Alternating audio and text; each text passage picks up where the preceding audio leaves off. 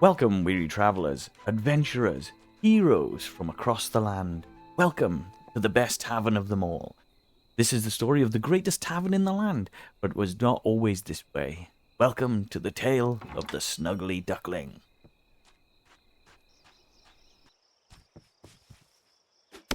Although it was not always this way, the tavern was a wreck when we first met. So we busted down the door to see what was inside. It was dark and dingy, and there was a strange smell coming from the back room. We lit a few candles and took a look around. Great potential all around.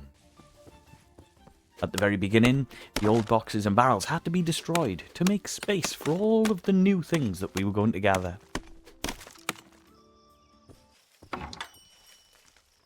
Then came the cleaning, the dusting, and of course, getting rid of those pesky little spider webs.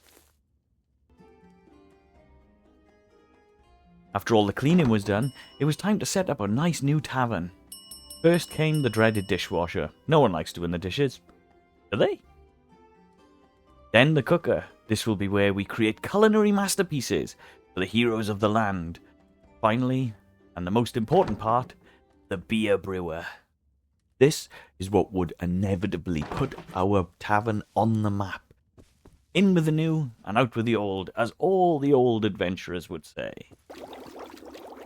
Before we knew it, we were brewing our first beer, a moment of pure joy and excitement. As you could see just how excited my wife was. And there it was, our first ever batch of gut rot, brewed and ready to embolden the local heroes. They'll be slaying dragons barehanded after a few mugs of this. I just hope it doesn't melt through the mugs.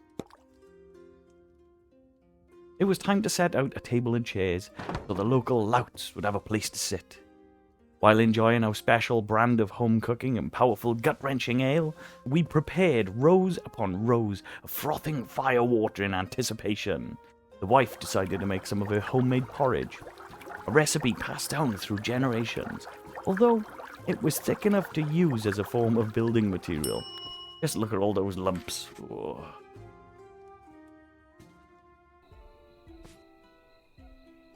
Then it happened. It actually happened. Our first ever customer walked wearily down the path. She walked through the door and took the first seat at our table and made an order.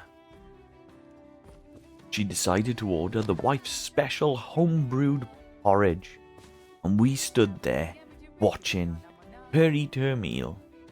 It wasn't awkward at all.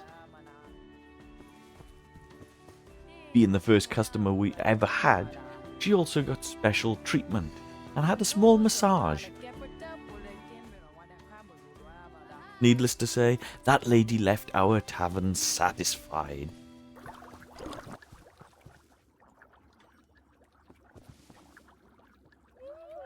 The tavern started to become more popular, and we gathered more and more adventurers into our wonderful place.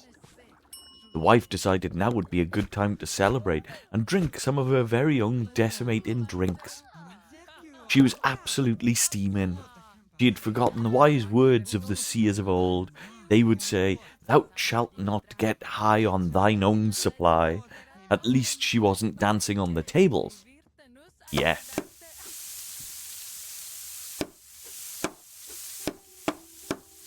Suddenly, disaster struck, and it struck thrice.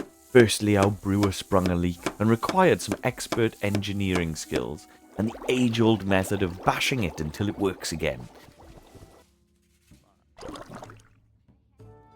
Secondly, there was a plethora of filthy, horrific dishes that had to be washed.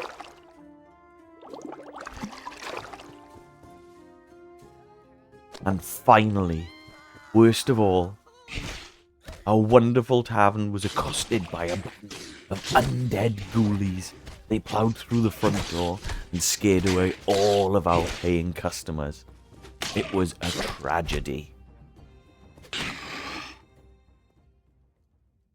With great haste and precision, the wife and I dispatched of these foul creatures, but they left a nasty smell and dirty aura all around the tavern. and our business was ruined. Ruined! Then suddenly, out of nowhere, a hero appeared. A hero the tavern desperately needed in these trying times. Roderick Whiteheart the Brave. Roderick Whiteheart the Saviour. This hero did not care about the stench, nor did he care about the corpses littering the room. He was a barbarian, and for he bathed in the blood of his enemies. He was not at all fazed by such things. Oh, Roderick, how you saved our beloved tavern. Before we knew it, Roderick's friends appeared. The tavern was back to making money again. Not all heroes wear capes.